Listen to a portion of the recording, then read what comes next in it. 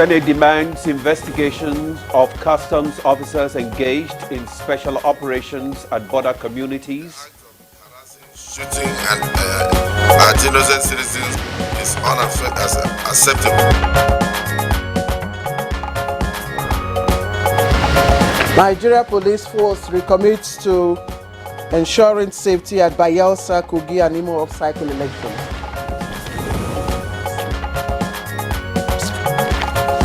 Nigeria and United Kingdom collaborate on aviation security. Imperative that we develop an in-depth understanding of this threat and work towards to devise robust and proactive strategies. On Good Morning Nigeria today, our focus is on Presidential Committee on Tax Reforms report.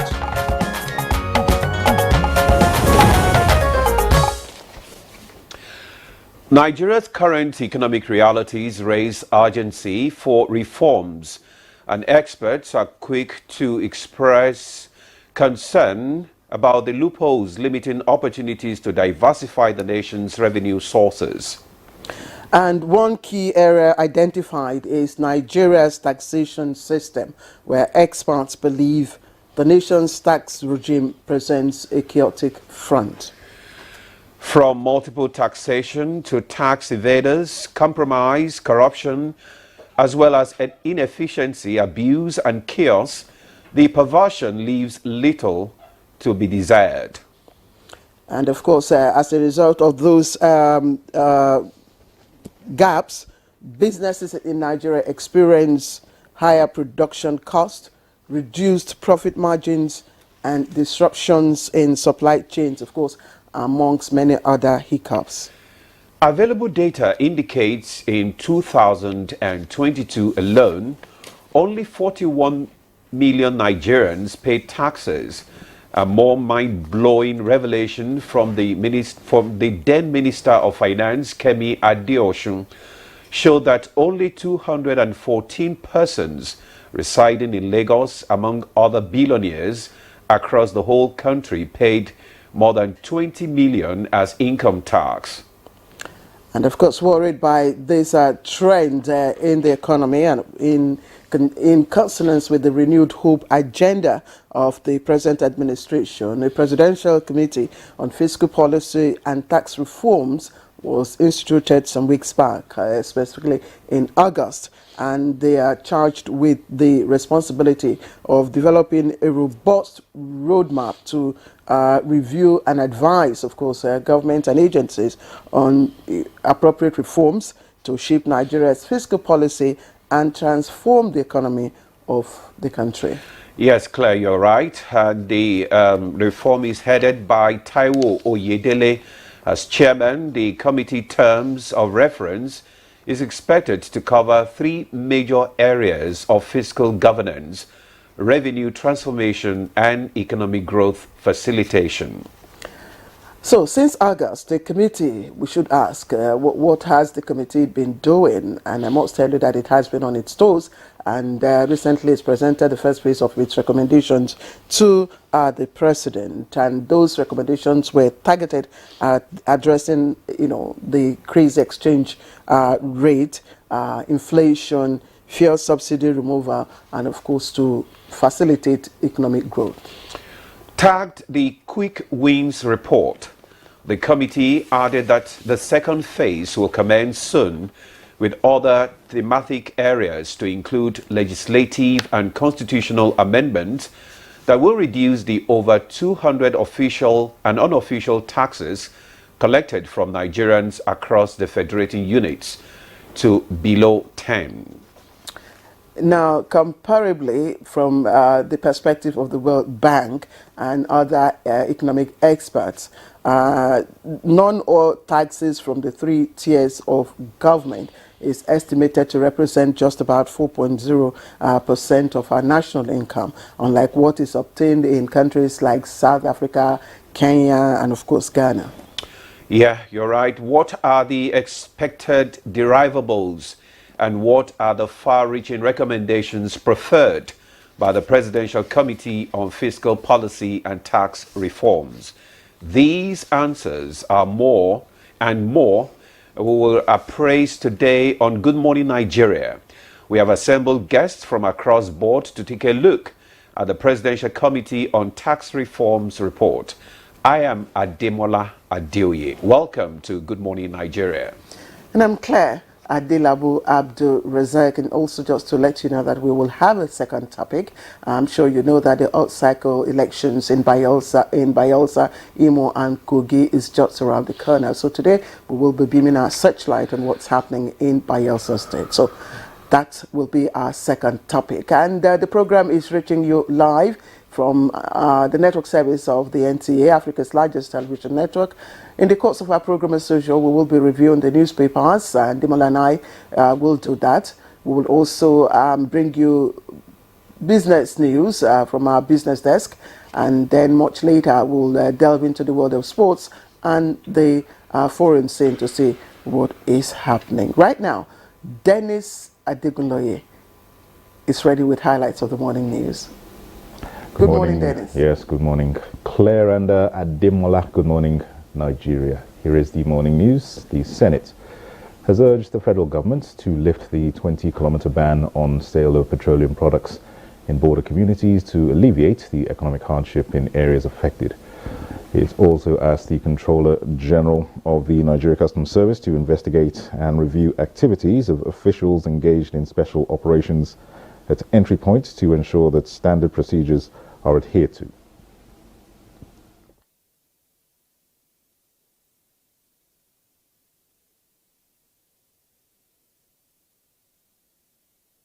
The Comptroller General of Customs should hasten the investigation on the shooting of the vehicle of the Chief of Staff to the Governor of Katsina State. Those in favor of this recommendation say aye. Those against say nay. The ayes have it. The House of Representatives has called for urgent military action to checkmate the resurgence of terrorist activities in the northeast and other parts of the country. This followed several motions adopted on the floor of the House. Saturday, 4th November 2023, heavily armed Boko Haram terrorists attacked Zabarmari farmers in their rice field working. To urge the military to fortify security in Gaidam and in Nusari local governments and all other local government areas in northern Yobe. Motion is referred to the Committee on Army and Disaster and Management Preparedness. Nigeria and the United Kingdom are joining forces to curb threats in the aviation industry and the unmanned aerial vehicle. This is in view of rapid developments in the aviation industry and the possible misuse of drones. It is imperative that we develop an in-depth understanding of this threat and work towards to devise robust and proactive strategies to mitigate the adverse challenges in order to strengthen our aviation security. Nigeria Police Force says it is fully committed to ensuring that the November 11th governorship elections in Kogi, Imo and Bayelsa states are free, fair, secure and credible. Force Public Relations Officer at a media briefing told journalists that the force has strategically deployed its personnel and assets to the three states.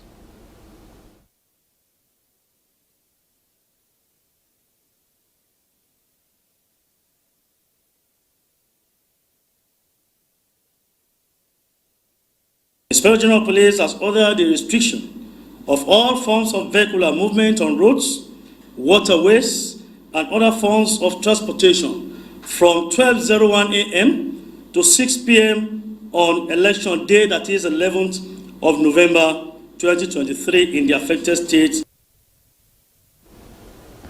And in continuation of INEC's preparations for the three off-cycle governorship elections in Bayelsa, Imo and Kogi states, the Commission has made available information booklets, a list of polling units and political party agents.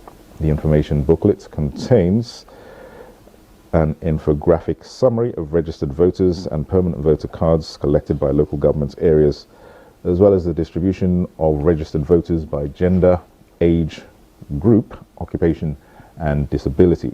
The publication also includes the list of candidates and detailed information on the 2 polling units in Bayelsa and 38 in Imo State, without registered voters.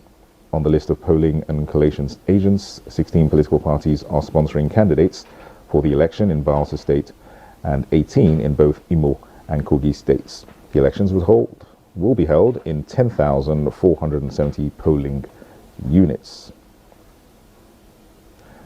The Nigeria Labour Congress (NLC) and the Trade Union Congress (TUC) have jointly declared a national action on Imo State from Wednesday 12 midnight and a nationwide strike Tuesday next week over maltreatment of NLC President Joseph Ajaero in Imo State.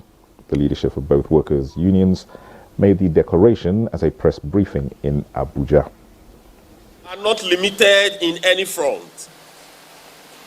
There is going to be a total nationwide strike effective Tuesday next week.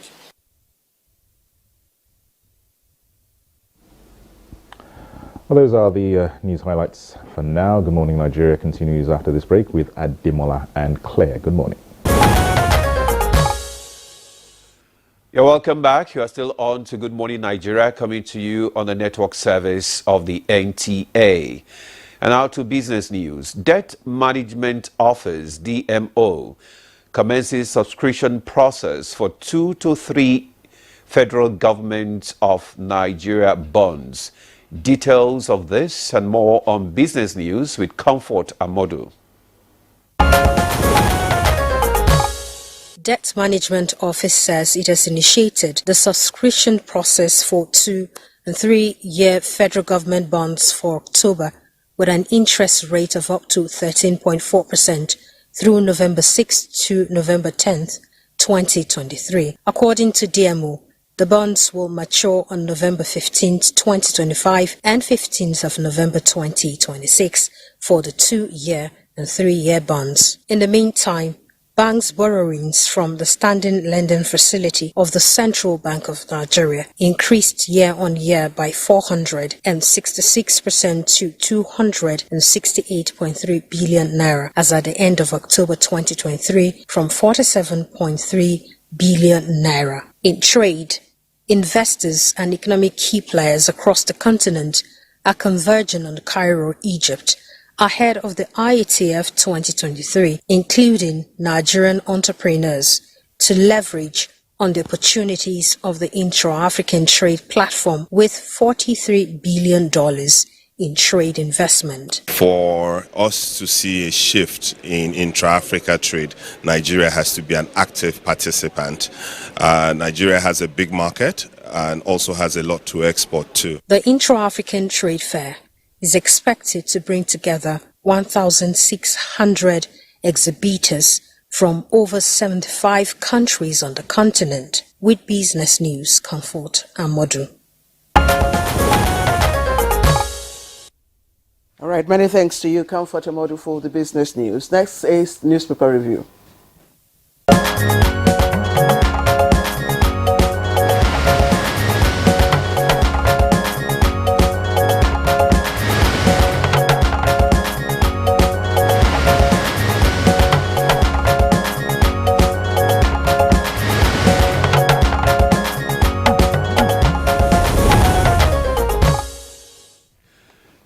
You're still watching Good Morning Nigeria on the network service of the NTA. Our newspaper reviewer is not here, chokes.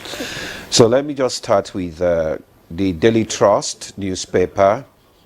The Daily Trust newspaper, just below the nameplate. Appeal Court sacks Plateau PDP Senator, declares Lalong winner.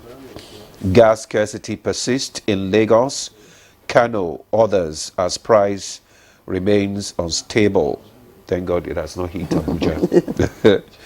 Firearms abuse, Senate indict customs controllers in Katsina, Kaduna and Ogun. 3 days to polls, killings, attacks spike in Kogi, Imo and Bayelsa. 3 killed as SDP chieftain attacked. There are thugs, police says.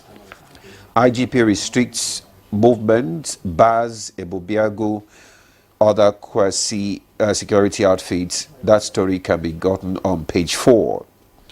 War on Gaza. Senate calls for ceasefire. Asks federal government to press for two-state solution.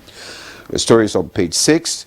Bandit killed 10 in Benue, 5 in Katsina. That story can be gotten on page 5. Kano Disco gets new owners. Page 20. Ajero labor orders power shutdown. Flight suspension to Imo. The story is on page 6. And the front page picture there, it shows the NYC Director General, Brigadier General Yusuf Ahmed, addressing core members after their swearing-in ceremony at Borno State Orientation Camp in Maiduguri yesterday. Claire. Okay, so I have two papers, so I'll quickly begin with the Vanguard. And the Vanguard leads with, of course, economy, and it says, Naira, Tinubu will shock currency speculators. Presidency, the writers there, says reorganization of banking sector coming for stable, stronger Naira. Now, targets bringing Naira value to 500 Naira or 600, I guess that's to $1. That'll be great. That would be great. That's a cherry news, actually. That would be, I mean, everybody would love that. The economy will be a little bit stable, and precisely, people will have enough money to buy things, to purchase. To buy things. Right now, I think it's doing maybe 700. Right now? Yes, or less. That's at the forex window, not the parallel market. Okay, because the parallel market is above 1,000. Yeah, I thought it had come down. There was a time it came down to about 900 and something, but let's not speculate. Let's not speculate. Anyway. So, well, it would be good to have, you know, the Naira really appreciate against the dollar, and then, of course, a convergence, a final convergence of, you know, the parallel window and the forex window, so that we will have a stable, you know, economy, and then it will also have a spillover impact on inflation, because when the Naira is strong, then, you know, you will have value for what you have, and all that. And so, the purchasing power of the Nigerians will be boosted. Precisely. So that's cherry news. Government is targeting bringing Naira value to 500 or 600 Naira to $1. And then also one of the writers there say it will pay greater attention to debt reduction instead of currency speculators. It will pay attention to debt reduction instead of currency speculators. That's the lead story on the front page of the Vanguard. Of course, also trending on the front page is the threat action by the NLC and the TUC to declare nationwide strike on November the 14th, and it also threatens to shut down Imo and stops flights, cuts electricity, fuel supply, and all that from today. And also on the airpiece starts today, actually, yes, the Imo State. Imo thing, yes. And then Wike is saying, that's the minister of the FCT, I won't hurriedly sign agreements, Wike declares. I mean, agreements are very documents, sometimes very complex documents that you really would need to study and, of course, seek advice. Yes. You know, yes. from the expert. Don't append your signature on something that you don't really understand.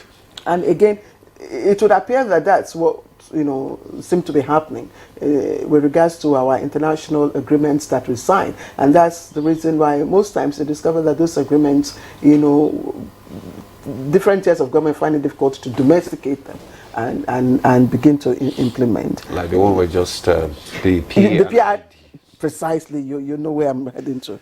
So Wike says, I won't hurriedly sign agreements, and he declares there. Now, Benue gang war escalates.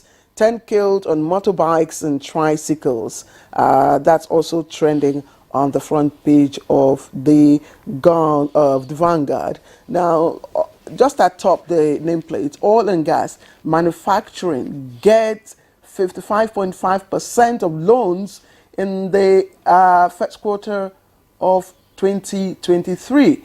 Or first half of 2023. So oil and gas manufacturing get 55.5% of loans in H1. What does that imply? Well, for the manufacturing sector, that is great news. they will have some form of capital, to begin to work with. Let me quickly take a look at the leadership, Demola, before we talk about. Labour order shutdown of Imo begins total strike Tuesday, that's today, for the Imo. Governors have refused to sign 5,000 death warrants, according to prisons. That's, of course, the correction center. Governors have refused to sign 5,000 death warrants. 65 years retirement age, civil servants grab teaching jobs to remain in service. That's good. That's good. Civil servants grab teaching jobs to remain in service. Okay. Teaching job is not as it's not an easy, job to take up, because you must, most importantly, you must have the, the quality. You must have the qualities, and one of such, you must be patient. Yeah, you must be patient. You must be patient.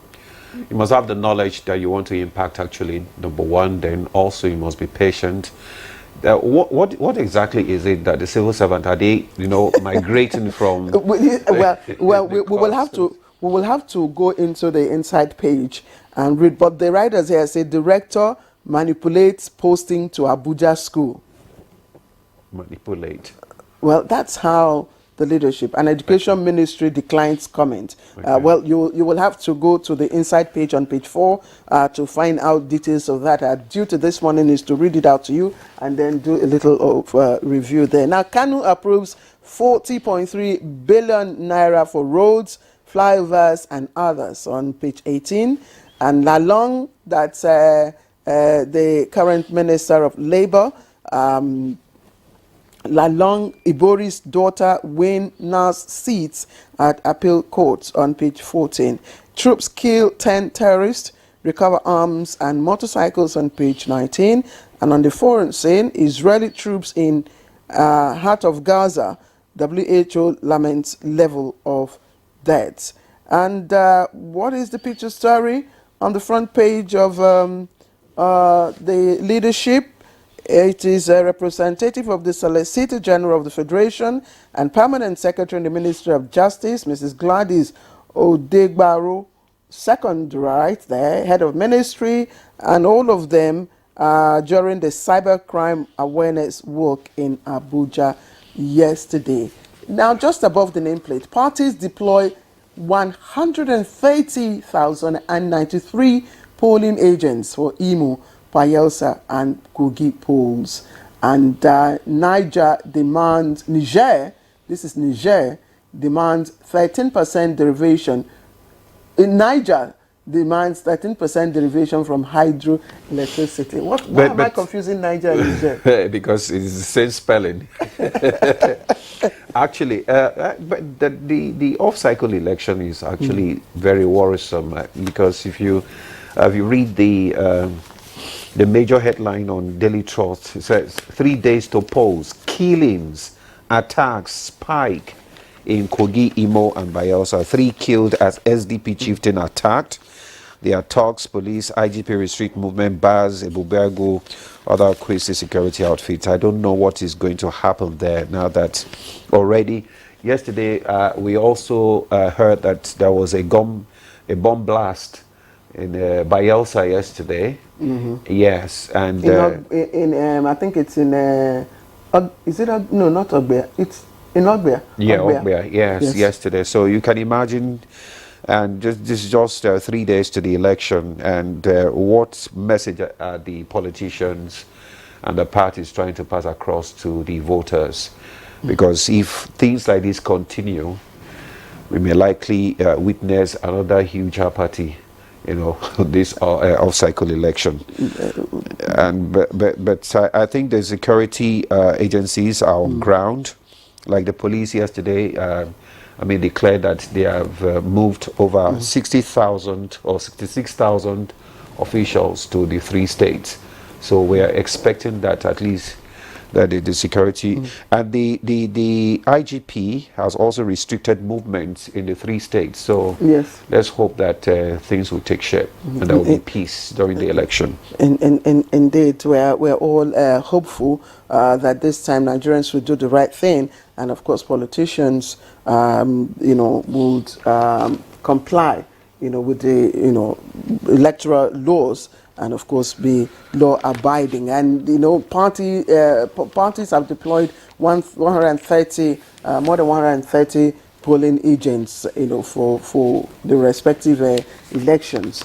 So we expect that the conduct of both the party agents and the voters will be quite orderly and smooth. There's a story on the inside page, and it's coming from the National Assembly. It says a National Assembly won't kill pro-women bills.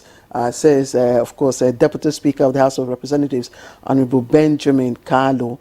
And the pro-women bills are those that promote women's rights and inclusion. And if you remember, during the 9th Assembly, almost all the prayers of the bill, by a coalition of women, advocates, women rights advocates, didn't scale the National Assembly. Really? Yes, it didn't. Wow. It didn't, and the women, of course, had to march to the National Assembly to register, their displeasure, at that. But since the Deputy Speaker of the House is saying this time, the National Assembly won't kill pro-women bills. It wasn't as if the bills then were killed, so to speak. It probably didn't meet, the expectations of some of those committees. So this time we hope it will be, cast right, and then it will pass the different. Yes. Well, Claire, I think we have to take a break now, and Good Morning Nigeria continues. Well, that's all we have on newspaper review for this morning. We'll now take a break. Good Morning Nigeria continues shortly. You're watching Good Morning Nigeria live on the network service of the NTA, and coming up next will be a background report to lead us into our conversation on the topic for today.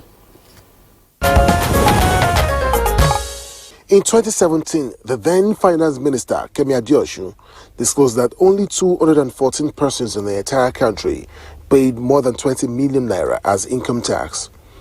This came as a shock to many who wonder about the possibility of such in the country of over 240 million people.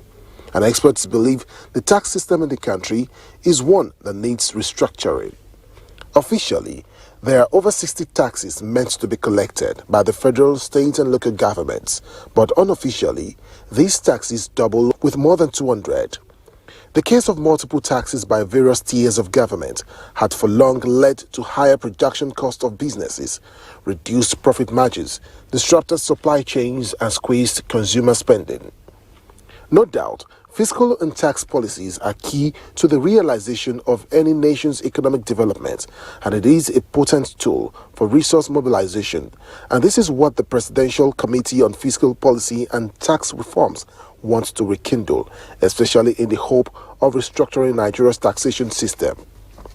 The new target is to encourage investment with a robust personal income tax net and prevent tax evasion by corporate bodies. The Oyedele Committee's recommendations, among other things, include reducing the 200-odd taxes on businesses to not more than 10, and streamlining levies and fees imposed at various levels should be subjected to thorough consideration and input by relevant stakeholders. The National Bureau of Statistics says there should be greater collaboration with MSMEs operators through their various associations.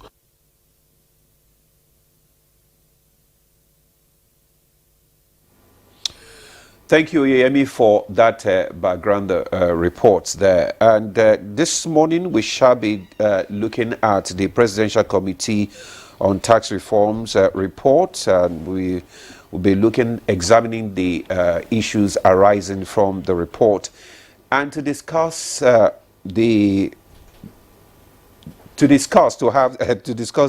committee report this morning. We shall be having the Presidential Committee on Tax Reform report. Let me introduce Taiwo Oyedele, Chairman, Presidential Committee on Tax Reforms. He joins us via Zoom. Glad to have you join us on the program, Mr. Oyedele. Thank you and good morning. Thanks for having me. All right, thank you. Joining us here in the studio is Philip Orji, tax analyst and founder, Association of Concerned Citizens of Nigeria on Revenue and Economy, author of the bill seeking for the establishment of the National Tax Crimes Oversight and Ombudsman Commission. Thanks for joining us on Good Morning Nigeria. I'm glad. Thank you very much. Good. Claire. Yes, okay. And of course, we have our guest joining us from our Kano studio, Sheikh Kamal Alkali, retired Assistant Director of the Federal Inland Revenue Service. Sheikh Alkali, thank you very much for joining us.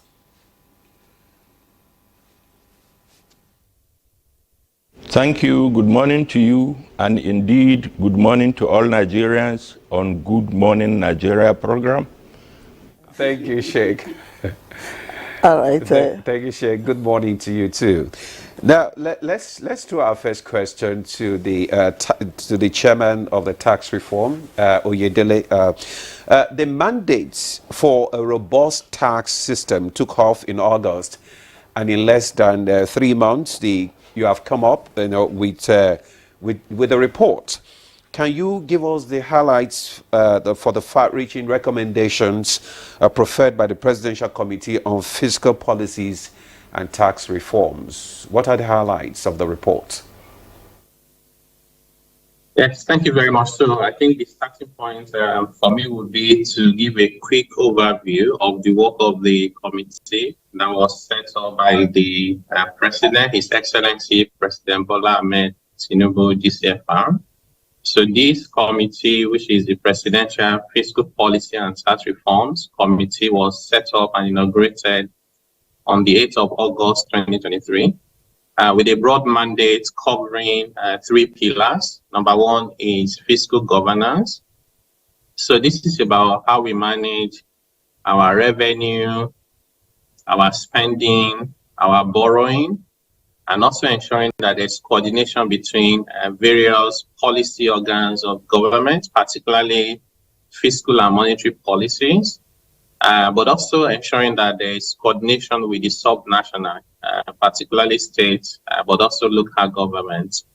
And the second pillar is on revenue transformation, which includes tax and non-tax revenue. And in terms of non-tax revenue, includes oil and non-oil, including solid minerals, including government assets, including government-owned enterprises. How can we optimize value for our country? And the third pillar is on economic growth facilitation, which is focusing on how do you remove impediments in the way of businesses, in the way of individuals, so that people can prosper. And then when they prosperous and they succeed in their enterprises, they can then pay a share of that back to the government by way of taxes. So the work of the committee was divided into 3 milestones.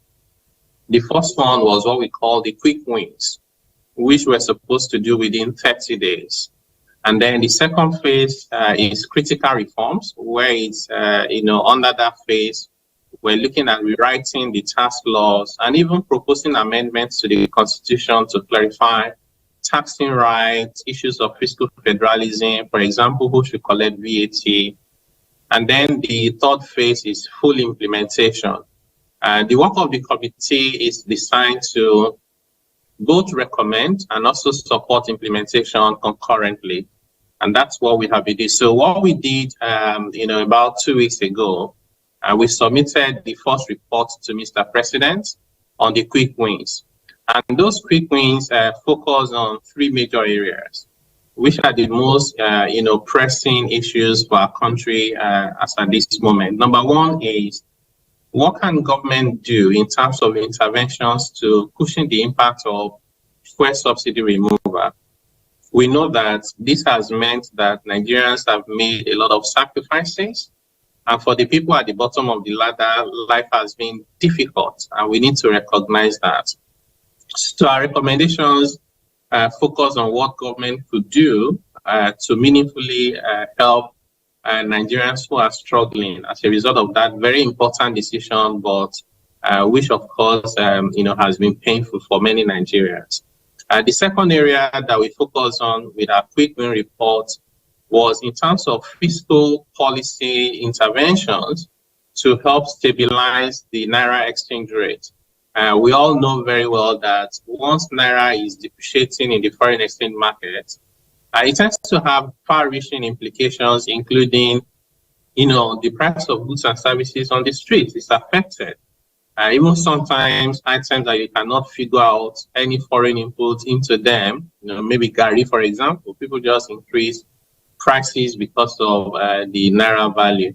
So we thought that it would be important for the fiscal authorities and the monetary authorities to work together and see what can we do to make sure that the exchange rate of the Naira to major foreign currencies, particularly the dollar, is stable. And that would also help us in the medium to long term to attract foreign currency liquidity in terms of foreign direct investment and so on and so forth.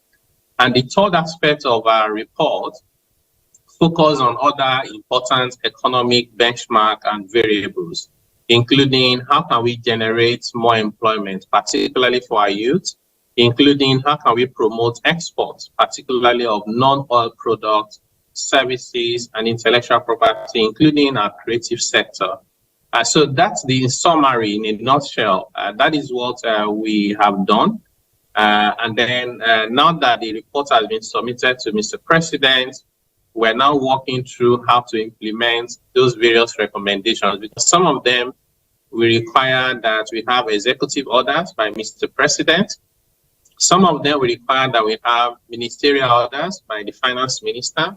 Some of them we require the central bank to issue circulars. Of course, the central bank is independent, so we're only just recommending to them. They are at liberty to accept or not accept our recommendations. And we also have some of those initiatives will be implemented by the FRS. And some of that we have already seen, has started. So that's the summary of what we have done. Mr. Yedede, thank you very much for that very precise summary of your mandate, which, of course, you were expected to, turn in 30 days, and you did, in fact, turn in the quick win reforms in 30 days. So for that, we appreciate the fact that you were able to compress them and incessantly. But talking about your recommendations, you've told us about the quick win reforms you expected to do, and one of those is in the area of impact of the subsidy removal on Nigerians.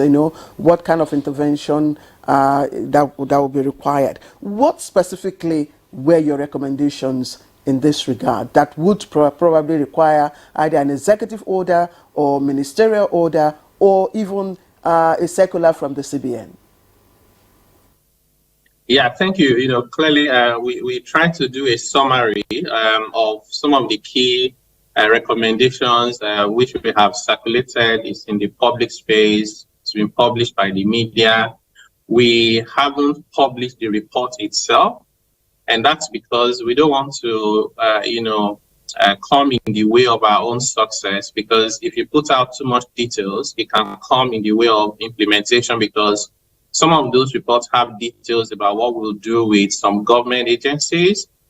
Some of them are things we want to do with governors at the sub-national level. So it may not be appropriate to put out the full report when you're still discussing with those stakeholders. They'll feel like you're trying to set them up against the public in case they decide that they want, a different format of your recommendation. They might even decline some of those recommendations. So for that reason, we haven't published the report itself. But in terms of the key recommendations that, we're able to share at this point, include like the suspension of VAT on diesel was actually a recommendation from our committee. And our reason for recommending that is that if you have removed subsidy on petrol and prices are going up, and if factories and industries, many of them actually use diesel, why do you want to impose tax on diesel and make it more expensive? So we recommended that. Another recommendation we have is that public sector, the federal government, has issued a wage award of about 35,000 naira for civil servants. We thought that the private sector also needs to enjoy something similar to that. So one of our recommendations is that if a private sector employer increases the salaries of their low-income earners, or they provide transport subsidy or transport allowance, or in fact employ more people than they have employed in the past 3 years, then they should get some additional tax relief from the government. In addition to that, we have recommendations around how do we ensure that as part of this whole process, due to subsidy removal, we reduce the impact on small businesses. So we also have recommendations that will help small businesses to get some relief so that they don't have to pay so much taxes on the little profit that they are making. We also have that as part of our recommendation. We also have a recommendation that we hope that the governors would accept, which is what we call a spending framework. And our thought around that is that the windfall that the states particularly are getting now because of subsidy removal should be spent back to take care of the people in the areas that are most important to us, looking at the multidimensional poverty index. We don't think that the right thing for any governor to do, or any government for that matter, is to now start building airports, flyovers. We think that we should address basic needs around primary education, around healthcare, around clean water, sanitation, those things that our people are deprived of, that is making them multidimensionally poor. We think that's the focus of the government, and we are trying to create a framework, a portal where you can go to a website or even an app, and it will show you all the 36 states in Nigeria, 774 local governments, FCT and federal governments, and you can see the project they are working on, the stages of completion with videos and pictures, that even the ordinary Nigerian can visit a location and take a picture and say, now this project does not exist, it's an audio project. Or you can say, yes, indeed, I've seen the project, but it's been abandoned, or indeed it has been completed. And that can help us build trust with the people, but more importantly, improve the quality of spending to give back to the Nigerians who have made so much sacrifices through the subsidy removal. Are they sustainable? I know these are quick wins, but are there, in the long run, are they sustainable? For instance, the 35,000 naira, for civil servants, is this supposed to be in the short term? And in the long term, are some of these recommendations, are they sustainable? Yes, we think that. So first and foremost, those 35,000 wage award is for a short period of time, about 6 months. But the plan is that by the time that 6 months is running out, the minimum wage law will be due for a review, because legally speaking, you have to review the minimum wage every 5 years. The last one was done in 2018, so it's going to be due, or 2019 rather, it will be due for review by 2024. The second part to your question is actually, we think that a lot of Nigerians are underpaid. If you look at inflation today and what do you need to live a decent life as a honest person, nobody can survive, even living as a single person. You can't survive on 30,000 naira a month. So we have to own up to our reality and say what level of income is decent enough to live a meaningful life honestly without stealing. Once we address that question, we then have to, in parallel, address the question of productivity. We need to improve productivity across the patch, both public sector and the private sector. The more productive we are, the more we can create economic value, the more government has the ability to pay our people more. I think this is a conversation that we rarely talk about in Nigeria. We need to improve productivity. But yes, we think that this 35,000 naira, in fact, is not even enough. We need to be thinking about a minimum wage that is enough to make you, live meaningfully. Yeah, thank you, Mr. Oyedele, for the insight into the reform. And I know that your recommendations are actually very far-reaching. We still have in the studio Mr. Orji, and you have listened to the highlights of the reform, the report submitted to the president. You as a tax analyst, let me first have your thought. What do you think about the whole, the recommendations? Thank you very much. It's my Oga. If I have my way of speaking pidgin English, this concerns everybody. Yes. Do you understand me? I don't. So the professor, you see, I always enjoy him because I hear what he said. But the case we have now, some people are lacking to even know what he's saying. It's close to 80%. Don't joke with that. You understand that? So I'm not blaming him because he's a lecturer. A lot of things he's doing cannot allow him to come down the way I could do. Okay. So now I'm just coming. I'm going to the place you asked me. Okay. Mr. President meant well for Nigerians.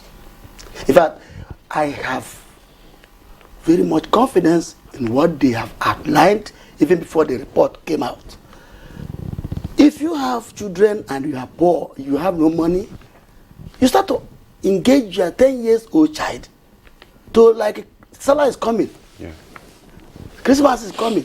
Please let the ones of 4 years. This is a child that's supposed not to know. But because of the level of poverty in the family, you now engage the child in the arrangement in the house. Use your old clothes. Let's buy. I'm trying to say why the president has to involve the student for the first time. So I enjoy it. Now, are they actually serious about our concerns? Yes. Even the IMF have their representative there. It's not that this is a serious matter. But why I'm not panicking is that we have a way out. I'm not part of those who say Nigeria will die. No.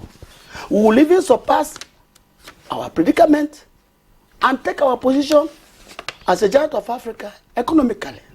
Okay. In fact, if what I thought, we are working as a team, that is the team we know President Ahmed Bola Tinubu for. He don't believe in one single kind of, I know it or no. He always engage people, come and say your mind, which is what he has been preaching from day one. He said, look, if National Assembly is not committed to whatever we are doing as a recommendation, like the Prof is talking about, whatever we are doing here will be like, if you won't see any results. When they went to Europe for a retreat, he still continued to say it from the central bank governor, the minister of finance, that this is not a matter of saying it. If you don't take it to the law, you're not doing it. It will even work. So that is why I said, we're not talking this hope. We should preach it in the way people will now be able to wait. When you tell somebody to wait, the food is on fire. The person should see some smoke. For now, the people that we are seeing is because most of the people of Nigeria are, please, sorry, I have to tell you this. This is concerning the lower people. Don't forget about the people who speak big grammar. Look, people are told to wait. And I am part of the people who want to tell them to wait. In Hausa language, I speak Igbo, I speak the local pidgin, and I can speak English. So automatically, I can connect the whole Nigeria. I'm a tax analyst. If you're a tax analyst, must you go and bring one English so that nobody will hear? You must calm down so that if actually you are doing your job. Now, we have a way out. I said it before, and I'll continue to say that. So it's the implementation you're talking about now? I would rather talk about my bill. Okay. Yes.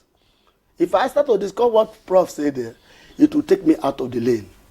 I talk about tax because that is what I know. Yeah, we're talking about tax reform. I can't say more than that. So many other things that Prof is saying, there's something to do with policies that will handle the management whenever, even if the money arrives. If you don't have good managers of the money, it will not go the right way, which I will not dabble into, so that I can be able to focus on what I thought I know about. Okay, Mr. Oji, you want to talk about the bill, and I don't know, as at 2015, we heard that over 10 million Nigerians were not paying. I don't know, the current statistics now, taxes.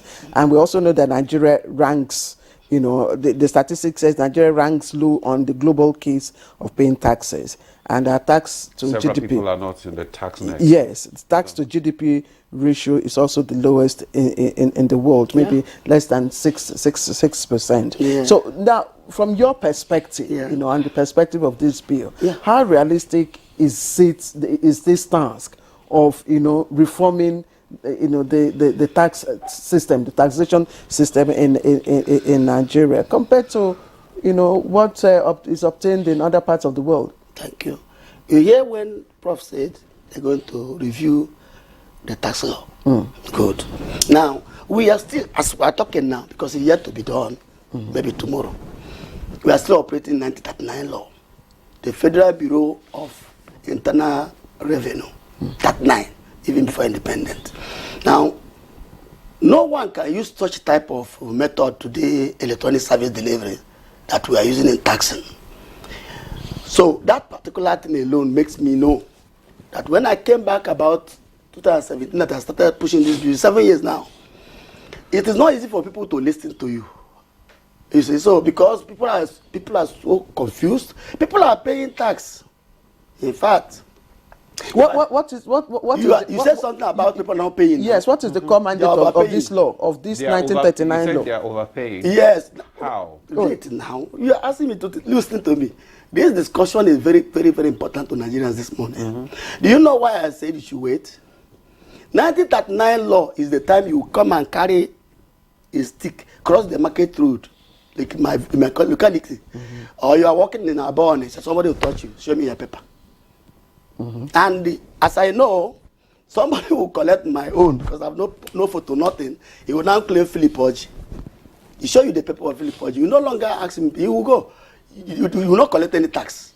So the truth is that when Babangida come on board, that touch you at the back and say your paper stopped because VAT entered. Value added tax was down 1992. Even though he's an army man, but I used to like his method. He worked fast.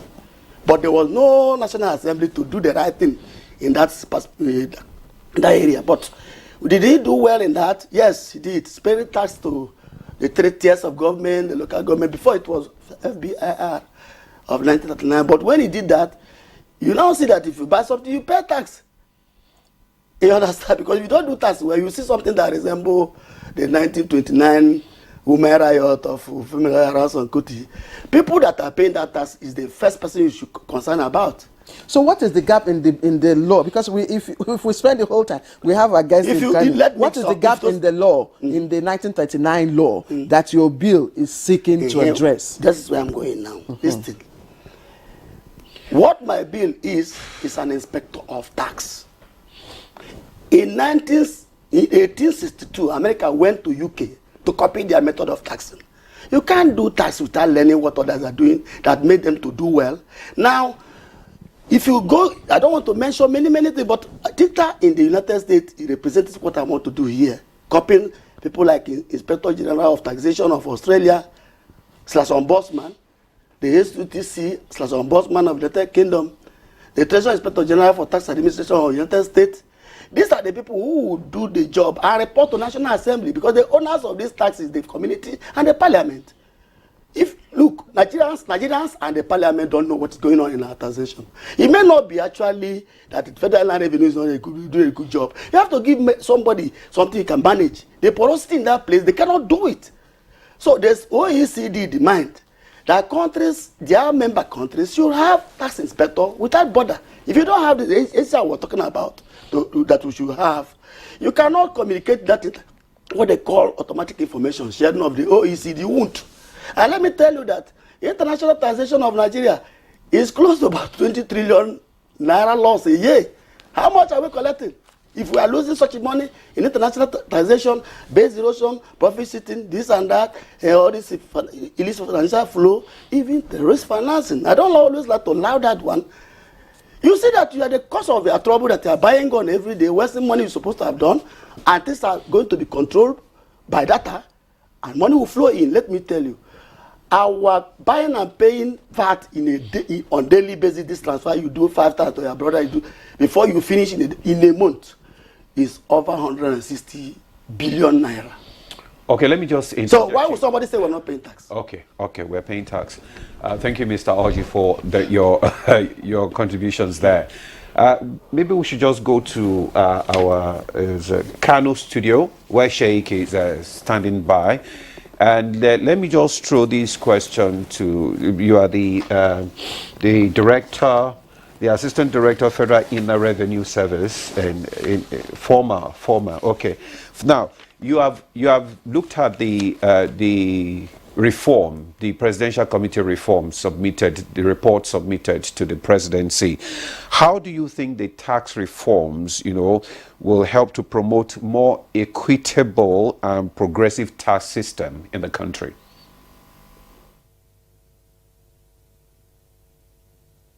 Thank you very much. Number one, I have so much confidence in the membership of the committee headed by Mr. Tayo Oyedele, and I know they will give good recommendations to Mr. President. I have read the report, and to the best of my understanding, relating to tax reforms, they have done well. Though there is an area I saw, and I hope and pray that maybe I didn't understand, that they are recommending the business of foreign exchange that is done through the black market to be illegalized. And in another place of the report I saw, they are trying to tax the same black market business they are proposing to be illegalized. So it appears to me it's like you are legalizing illegality. But as I said earlier, I hope it is me that I didn't understand those recommendations. But reality is that tax is the most sustainable means of revenues to finance expenditure. So anything relating to the reforms in the tax system is very, very welcome to me. And for me, there are parts of the tax laws that have long been overdue to be expunged or to be revolutionized. I mentioned in the first time that the issue of stamp duties, a 1930 Act, till today you have 2 kobo in stamp duties. They are still talking of 2 kobo. If you check section 39, section 42, section 74, section 68, they are still talking of 2 kobo. Section 15 is talking of 26 kobo. Other sections, 5 kobo, 6 kobo, 10 kobo, like that. So that needs to be overhauled completely. And even in the Companies Income Tax Act, if you look at section 13, though the section is capped Nigerian companies, but in reality it's talking of taxation of non-Nigerian companies, non-resident companies. Initially it was talking of physical presence, that for a company to pay tax in Nigeria, it has to be physically present. But the world is a global village. You no longer talk of physical presence. The effort made in 2020 by the president in a presidential order on economic presence, they were talking of significant economic presence. I would want to see that significant removed. Economic presence is economic presence. So anybody that is deriving income from Nigeria, no matter how much, should pay tax. And worse still, I'm not doubting any Minister of Finance, I'm not doubting their integrity or their competence, but the law requires the minister to determine what is significant. That to me is too subjective. So that is an area, and other areas that need reform, VAT and all other tax types. Our collection relating to stamp duty is zero. The same thing with capital gains tax. But I'm not talking on Capital Gains Tax Act. That area will go to administration now, FIRS and other state internal revenue services. That one, there is need to train and retrain their staff. That human capacity building is key. When the law is passed, you need to understand and apply the provisions of the law. So if you are not well trained, your capacity is low, then we remain where we are. So we need that. And we also need to apply apparatus that will make us to technologically be able to do the work of the taxman, to assess, at least to assess, and then to report back to the government what is collected. The FIRS has done a good job and is still developing the Tax Promax, which is a software that is targeting all the tax processes. They are still developing it, they have not finished. So from our part, we are advising them on areas that we see they need to improve or they need to cover. And I'm happy the committee has also recommended some things to them. Then there is also an area where government should come in. That Section 24, paragraph F of the 1999 Nigerian Constitution requires every citizen to declare his income correctly and honestly to tax revenue authorities. I don't see that taking place. I come from the tax administration part, the FIRS, and I know how we suffer in trying to make people pay. So there is need for real orientation, a reorientation of Nigerians to know that a tax evader is an enemy of the state. We, as far as I'm concerned, one, we need to catch them young. And it started during the reign of Ifeko as the chairman of FIRS, that we need to have some jingles at nursery school level. Let our children begin to know that without taxation, the public expenditure cannot be sustained.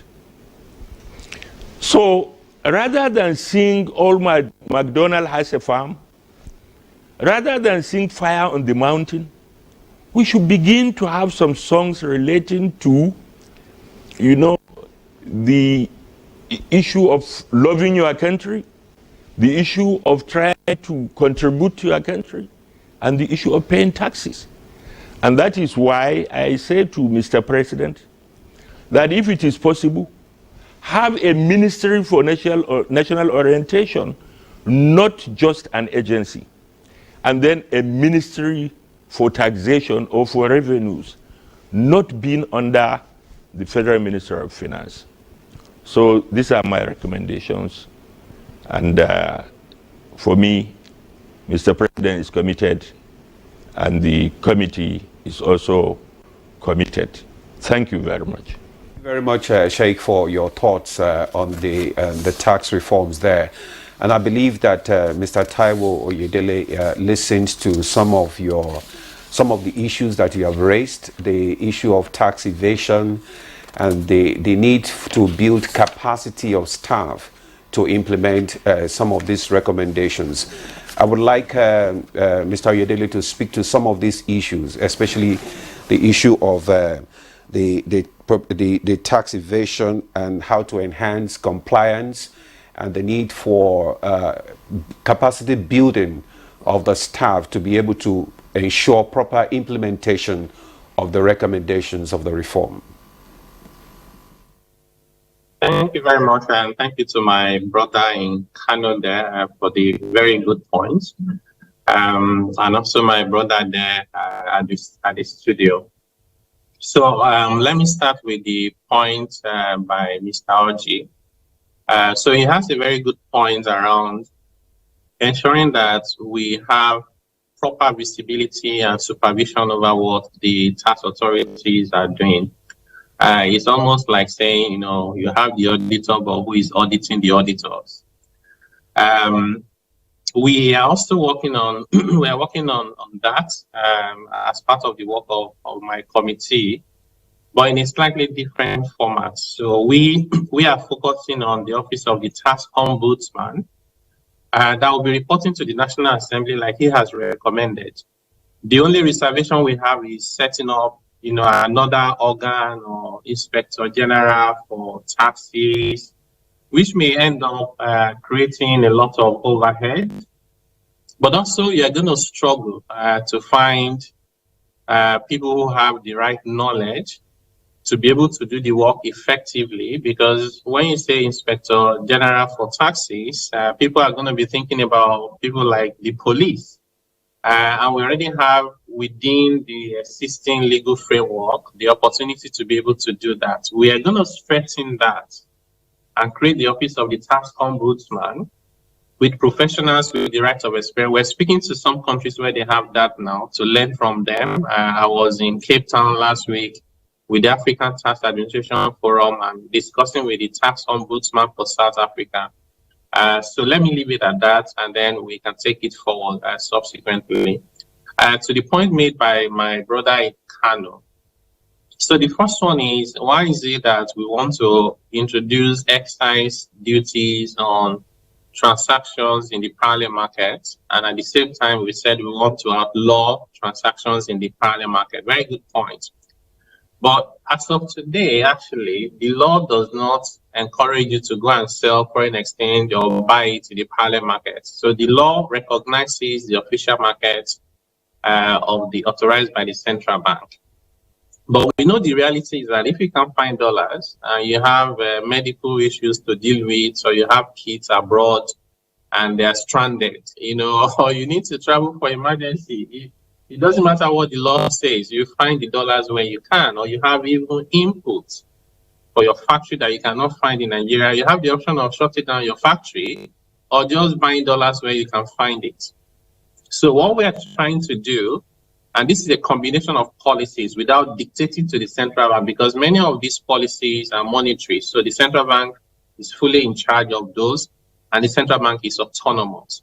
But working together as one government, what we are hoping we can do is to move all legitimate transactions to the official market. The central bank has done that already by lifting the ban to access foreign exchange on the 43 items, which in fact are more than 1,200 items when you look at the HS code from customs. Then we're hoping that what would also happen is all legitimate participants, whether it's bureau de change, whether it's financial, you know, technology companies that we call fintech, you know, the likes of Flutterwaves and the rest of them. So once you have done that, you've taken the excuse away of going into the parallel market.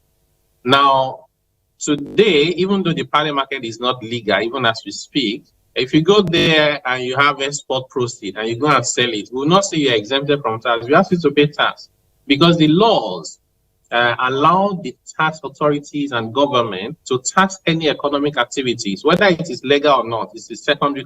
Otherwise, you can easily avoid paying taxes by doing illegality. You are earning a living, but you are not paying taxes. So that is not a problem. In international tax law, is recognized that government can tax anything, whether it's legal or not. The intention, though, is not that we want to raise revenue. The way we are looking at it is almost like a fine. So a fine to say, don't go and sell your dollars there. Take your dollar to the clean formal market and sell there where things are decent, price can be determined in a fair way, so we don't damage our economy unnecessarily. So that is the way we are looking at the excise duty, and the draft bill is being drafted now, and that will be available to the public. We will take input from Nigerian people and, if necessary, fine-tune our recommendations as may be necessary. The other points around significant economic presence, and I see the points he's making to say, why don't you remove significant from it so that any economic presence, you should pay tax in Nigeria. So while that will be desirable, it may give us other problems in the sense that Nigeria may become uncompetitive.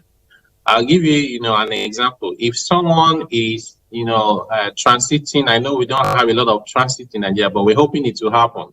If somebody needs to go to Ghana from Europe and they decide to fly to Lagos, and they say, well, let me see Nigeria, maybe I can spend 4 days and just see these Nigerian people that are always very elegant and very excited and energetic, right?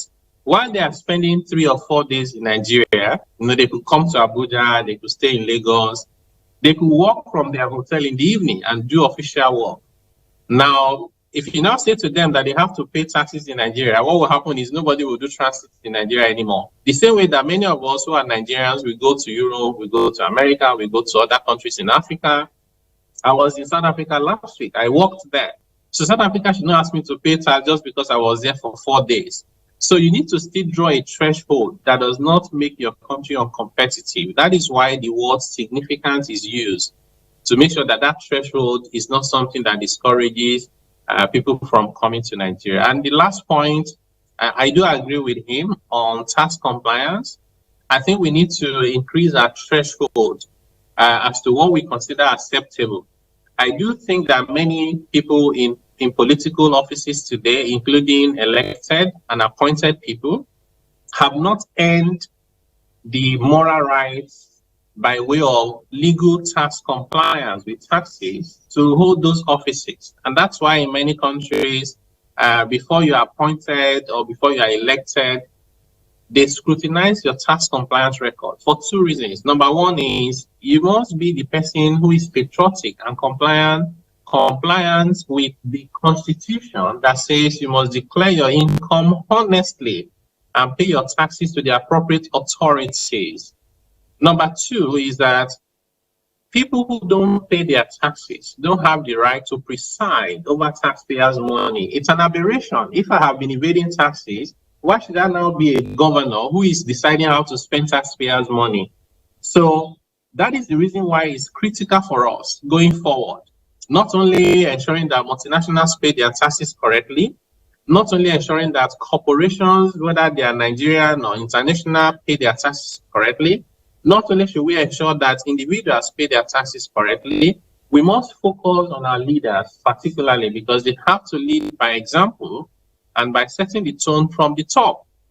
We have to ensure that our tax system does not have sacred cows or people who are above the law.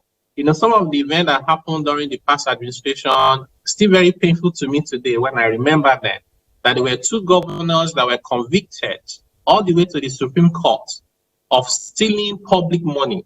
And then the former president, pardoned them like they never committed any offense. That was a big damage to the system. We're hoping that going forward, things like that will not happen. And everybody will know, like any decent country and society that we want our country to be, that you must pay your taxes and there has to be consequences for tax evasion. And when those taxes have been paid, they must be used for the purpose and benefit of the people. Thank you very much for all the answers that you have given. And indeed, we in the area, in the tax of, reforming our tax administration system, we must not just be hopeful. We must also put in, strategies to ensure that people do the right thing. And the right thing in the case of our discussion is, of course, to pay our taxes. Now, Mr. Oji here talked about 1939 law, he also, made mention of the fact, from his perspective, that he thinks that more Nigerians are Nigerians are even paying more taxes. But from the records, way back 2015, according to the statistics, from over 77 million work strength, only 10 million were paying taxes, and the rest is lost in tax evasion and all that. And that was one of the reasons why the former president, during the time of the Minister of Finance, came up with a number of, measures to recover, non-oil tax revenue. You remember VATES was introduced, which elapsed. It had its own merit, and of course there were criticism. There was also the voluntary, a similar, strategy for offshore assets and all that. Those were measures taken by the previous administration to improve, the non-oil tax revenue, and it did work. But like I said, there were criticisms. Is there anything that your committee is doing to address the gaps in the 1939 law, and also to make tax payments more voluntary now than, being hopeful that, people will do the right thing and pay their taxes? Yes, very good question. So there are two important things we are doing. The first one is we are rewriting the tax laws. So the law of 1939 that Mr. Oji referred to is the stamp duty law. So 1939, nobody had thought that the internet would be invented.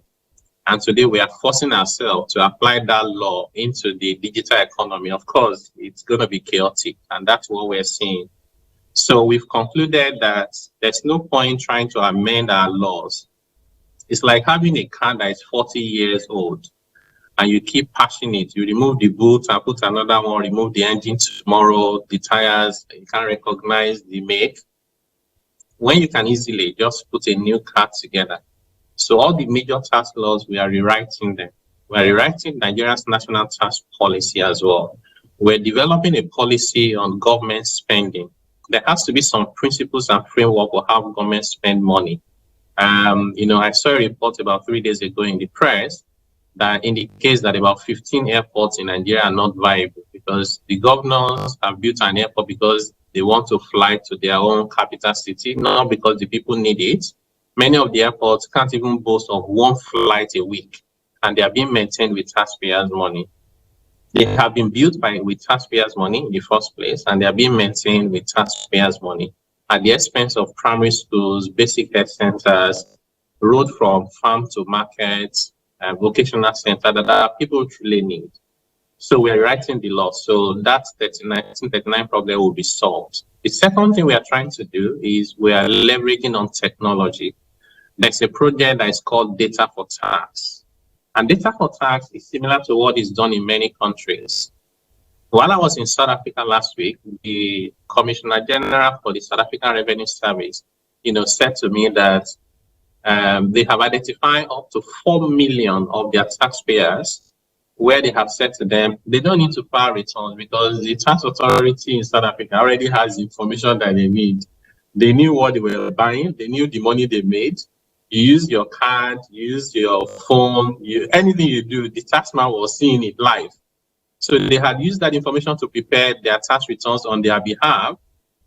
And they said, within 5 seconds, you can file your returns. Just log in and just tap, and then you file your returns because everything has been prepared by the government using the intelligence that is available. In fact, they developed a machine that is the tax authority's office. It's like an ATM. And they're going to be placing it beside every ATM anywhere they can find them, which means you can actually interact with the tax office without seeing a human being. And it's so easy to interact. So we want to do something like that in Nigeria called Data for Tax.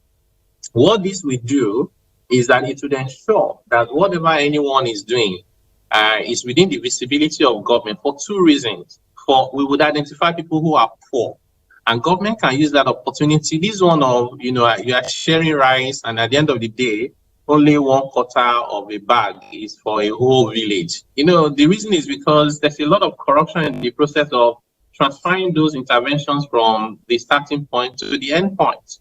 If you have a proper database that identifies who is poor What will happen is you credit their bank accounts if they have bank accounts. If they don't have bank accounts, you credit their phones as food stamp. Don't even give me rice. What I want is yam. Maybe I want gari. Why are you giving me rice? Give me the food stamp, and I can go and get what I want in a way that is transparent and can be audited. So this would also help us to identify people who have the wealth and they are not paying the taxes. So VAT, like you said, was an attempt to bring some money in through a way of tax amnesty. And there was a voluntary offshore asset declaration scheme for people who have stashed money abroad. Yeah, I would say that those schemes could have been more successful if we had used data. Because when you confront people with data about their lives, then there's no argument, they just comply. But when you appeal to their conscience and say, please, Nigeria needs your help, they will ignore you because they know you can't find out. And even sometimes when you find out, there's no consequences. So those two initiatives, rewriting the laws and using technology, will help us address that significant gap we've always had in our tax system. Oji here was nodding his head in disapproval to some of the issues that he raised. Yes, you want to respond? I want to say something. Yes, please go ahead. So what I'm saying is this. I respect him a lot. He knows many things, not just local, the globe. But let me say something. If you, like he said, inspector, he's no longer inspector. People are just worried about the name and now change it. Metamorphose to what you just read, National Tax Crime Oversight and Ombudsman Commission, to look lighter. People are afraid. Look, if you don't have a startup, because he did not refuse in my argument of having somebody to come and oversight what the people collecting is doing, that he can never say no to that. I know he can do that. Now, if you refuse to have that people that report to the National Assembly that he said, and you say only ombudsman to report to them, it is a dog without teeth. What do I mean? If you claim that, do you know what ombudsman does is that? Look, madam, what's your name, please? Claire. Claire, yeah, thank you. Claire's company, please, you are charging her 1,000. How much should be 500? Let's call it, I'm using this. Now, let it not be 1,000. That is their immediate, their own is just to make sure that taxpayers don't suffer and they don't need to go to court. Not all of them have the capacity to challenge their matter in the court, only the rich. Now, if this is what the ombudsman is doing, but ombudsman is being sponsored or paid through the federal revenue, our own, like in other country. The American own was 1952, but they end up still coming to open Treasurer Inspector General for Tax Administration because Mr. Joseph D. Nunan was jailed for 5 years in 1956 because of the United States was even more organized than our own. They have CID of IRS. They have inspection service of the IRS. You understand? So, but because people are still saying the controller, because after Joseph Dunan, nobody was indicted again because he's a commissioner. He should have simply said them. So what? Because we're running out of time. Let me just complete. Yes, the inspectors. What would be their specific function? The thing is that the inspector is a silver bullet. Do you know why? Inspector General is talking about, in fact, anything called tax crime. 80% of what the mechanism to do it come from the people collecting tax. Okay. A taxpayer don't even have capacity sometimes. It may not be sweet to anybody, but that's the truth. We have recently in the United States in 2017 where a dictator was called upon and IRS was called upon that there was a destroyer of backup tape and emails running to $400-something billion US. The people who destroy it are the people working in the IRS, not the taxpayer. So now when they find out, the House now called them, it was a war. They said, let's go and find it, it's true. They went, it was done on Saturday. That is, the person did it on Saturday. Now, whatever plan they did and do it, they end up coming back after 8 months to tell the Congress, Congress. Well, Mr. Please. I won't talk again after you, please. No, yes. Wait now, do you know that they stay 8 months wait now? 8 months and come back and say they spent $18 million US and they could not find it. It's unrecoverable. Now, TikTok went 2 weeks Let Nigeria hear it. 2 weeks and recover it. What does that tell you? Which means if there's no TikTok, 409 something billion US dollar would have lost. So I'm insisting that we should have something that will tell the collector to know that somebody is coming behind.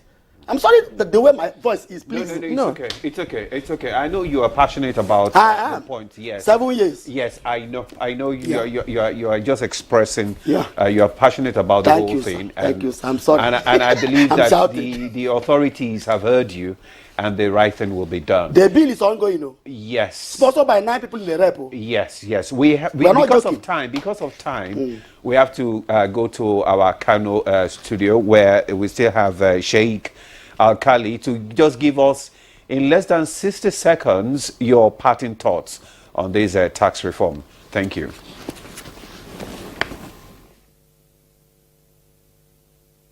Thank you very much. One, I'm happy when Mr. Ayodele Tayo mentioned that they are writing the tax laws.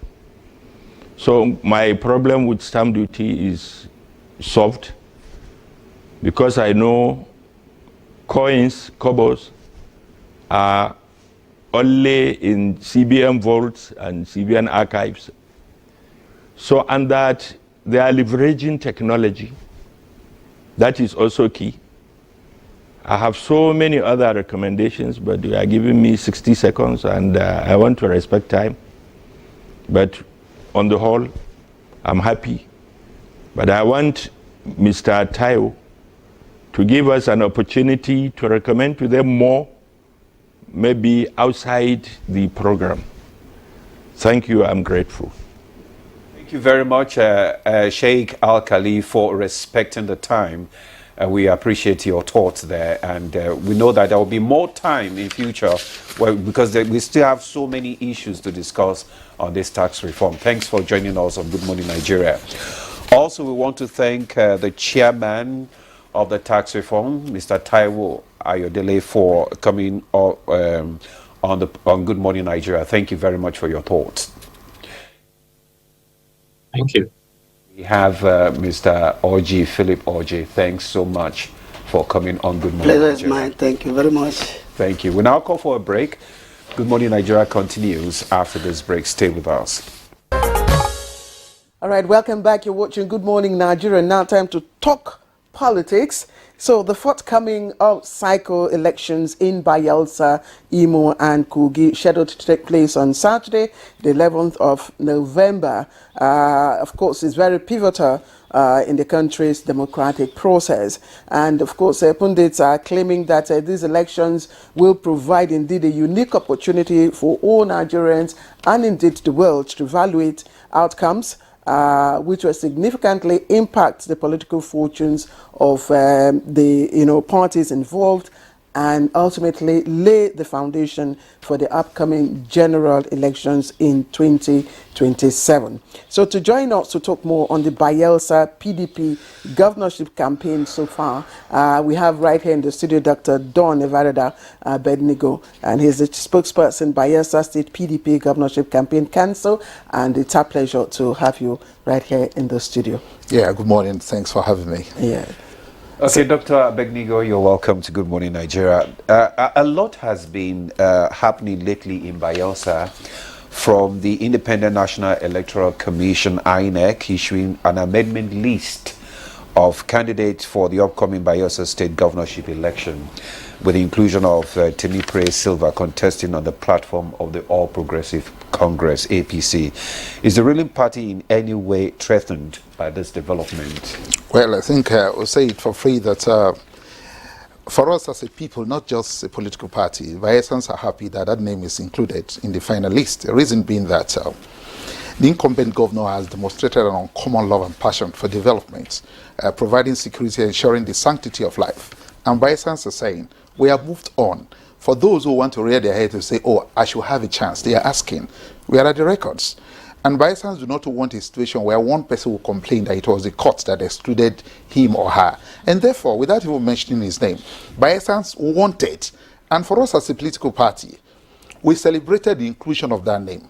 because it gives us that requisite impetus for us to say, we beat our chest. On records, Bayelsans are going to affirm our governor for the second time.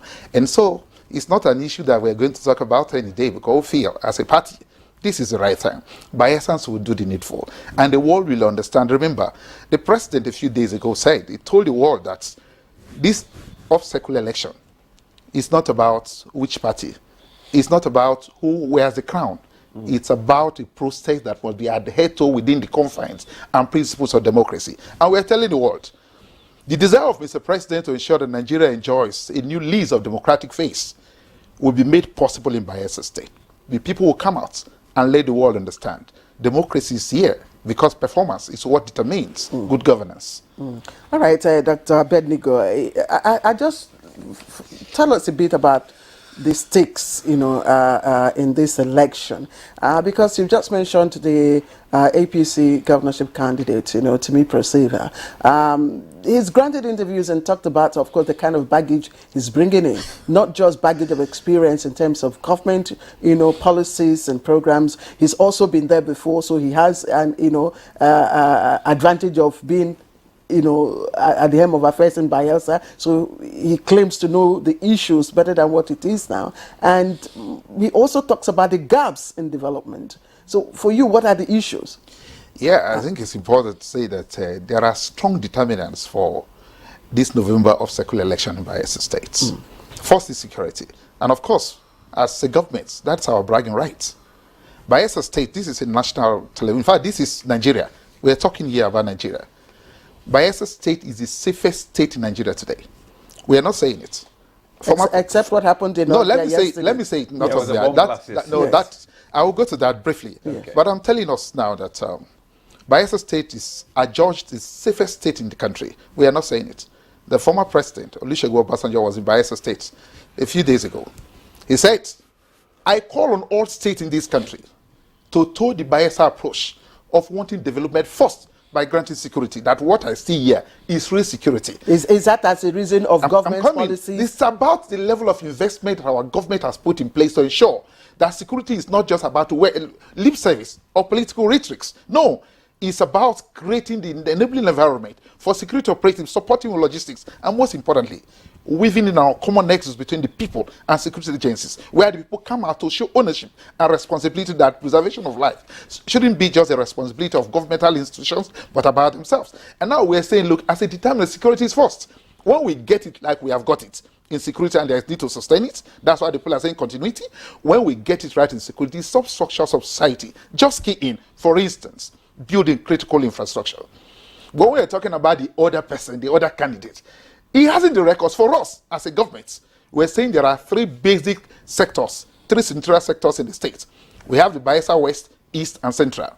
What are the needs of the people? We went for campaigns in 2019. Do you know what the people said? They said, please, let the world be brought to us by roads, that we have never seen roads. In his hometown, the APC governorship candidate, Chief Timi Perceiver, with due respect to him, one of our senior citizens, you see, there is no roads to Brass and his hometown of Koma, to the neighbor axis. This government, as we're speaking, is taking a road down the Atlantic to his hometown. Do you know? Because I was going to say Brass is across the Atlantic. As we're talking now. And you know what it costs to build that's what I'm saying. But you know what's embarrassingly? Because the incumbent probably would have state resources to do that. That's what I'm telling you. A few days ago, we were watching national television. Certainly not this one.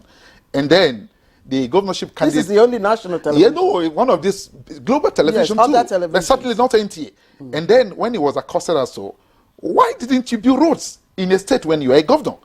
And then he said to build a road in Bayelsa State is so difficult. But for us, in the course of our campaigns in 2019, we told the people, please tell us. We asked them rather, tell us what you need. And they said roads. And as we're speaking, I said road is hitting Brass down the Atlantic. If you go, that is his hometown. In terms of road network. Yes. Hold on. In terms of road network, because I know Bayelsa is more than about 90% water. Water. Yes, sir. it's not just Yanagoa. No. It's not just Yanagoa. You have, Sagbama. Yes. You have even Kolo Creek. Yeah. You have even Fangbe, just across there. Yeah. What is the road network like now? That's why I'm quickly telling you that our concentration in terms of building critical infrastructure like roads is to concentrate first on the 3rd Senatorial District. We have taken a road connecting Sagbama, Ekremo, 42 kilometers of road. It has not even been commissioned, but it's in use for the first time in the history of this world and this country, from the Republican days to the independence. Those people have never seen roads. As we're saying now, a road connecting the rest of the world to them.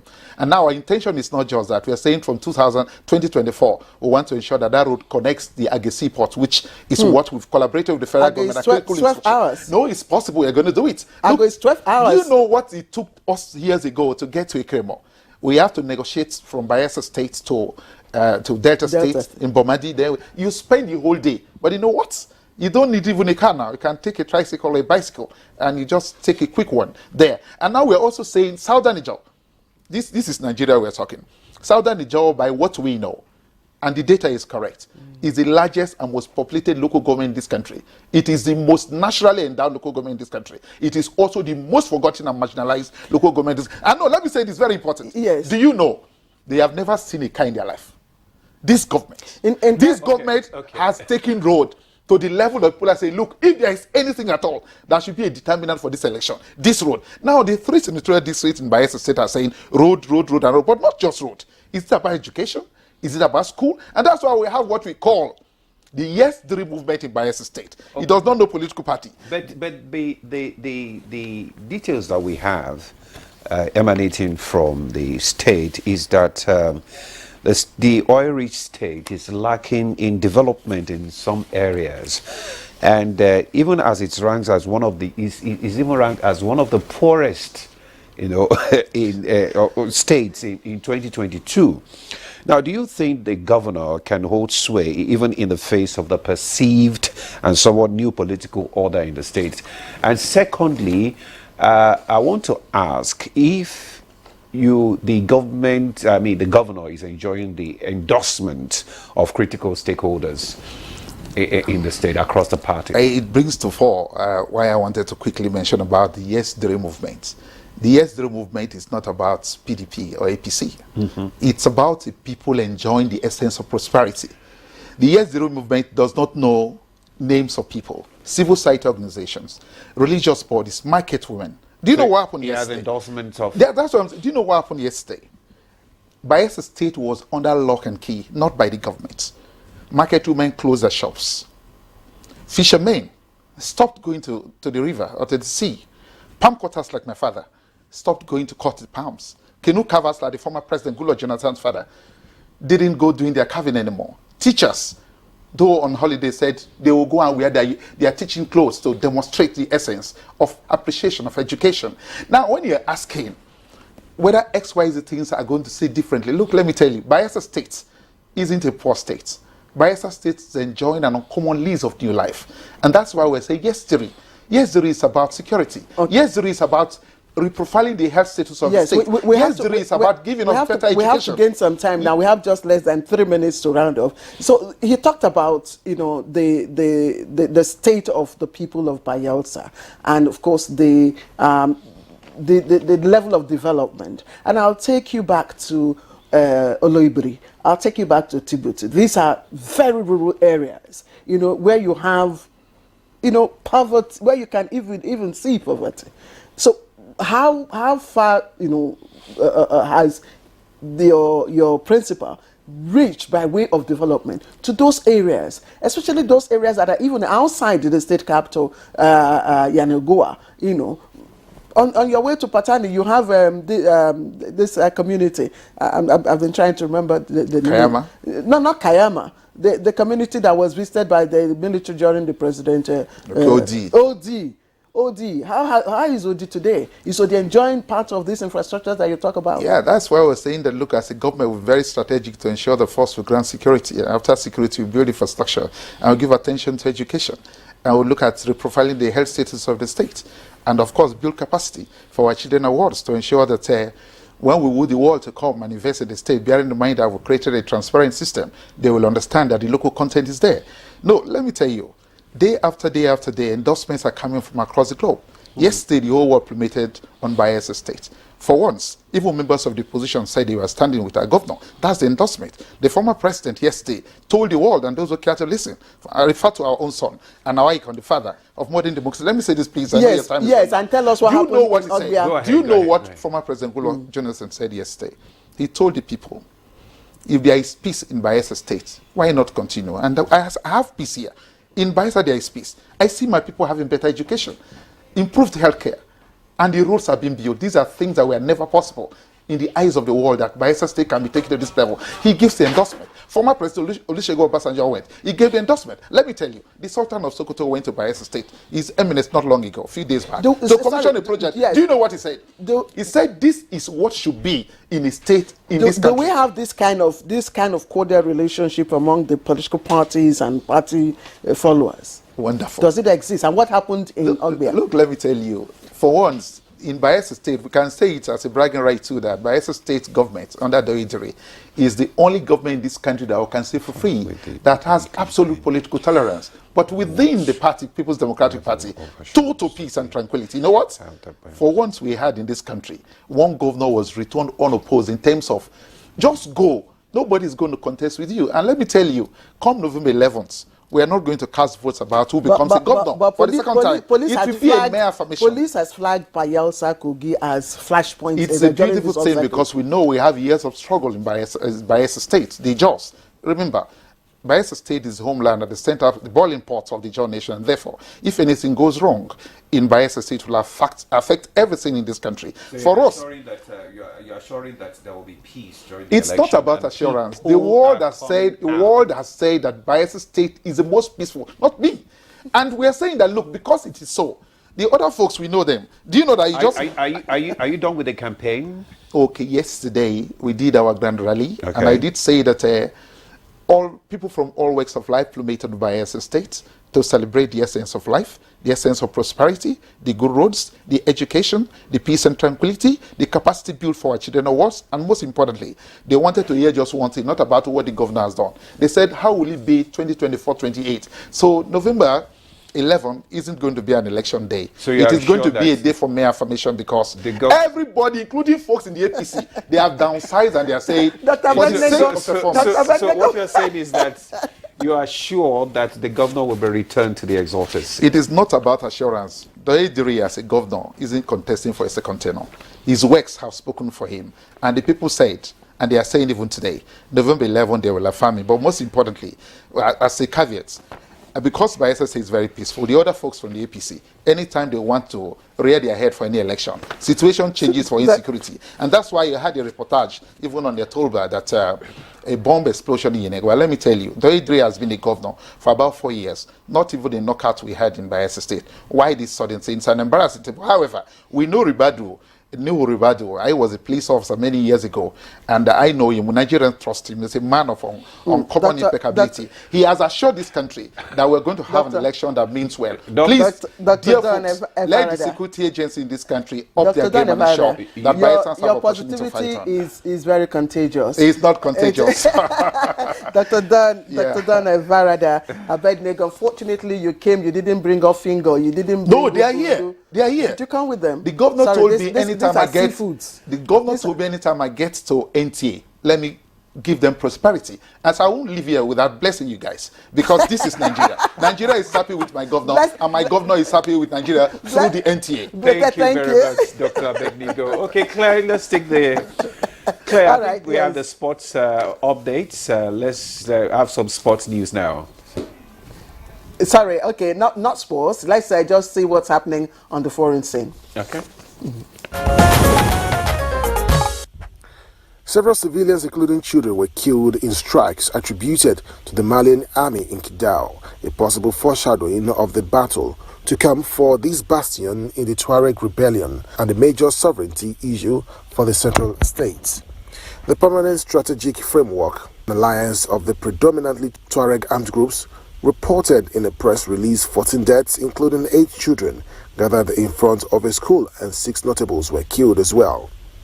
No reaction was initially obtained from the Malian authorities, as the army indicated on social networks earlier that it had neutralized the day before with its air assets a certain number of targets which were preparing operations inside a camp recently evacuated by the United Nations mission, MINUSMA.